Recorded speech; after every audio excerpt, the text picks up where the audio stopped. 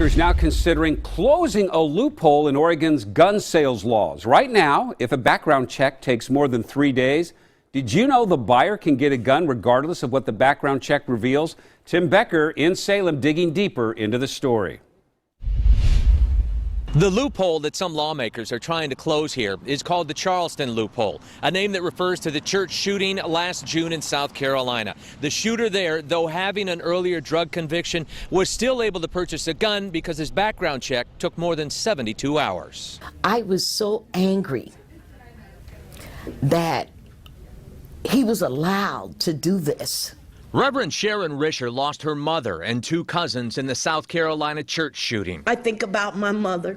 She flew across the country to testify before Oregon lawmakers and tells me how she is still angry after finding out the shooter ultimately would have been denied a gun purchase if laws were different. If that loophole was closed, maybe I would have my mother and my cousins and my childhood friend.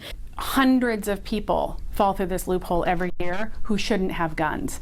Representative Jennifer Williamson co-authored House Bill 4147 that says everyone must have a background check completed without a time limit to own a gun. And what we know is that the people who end up in that pending status, that 3-day status, are 5 times more likely to be denied, prohibited from buying a gun than the rest of the population that goes through a background check. Sometimes we call things we don't like loopholes. I've heard that in this building a lot of times.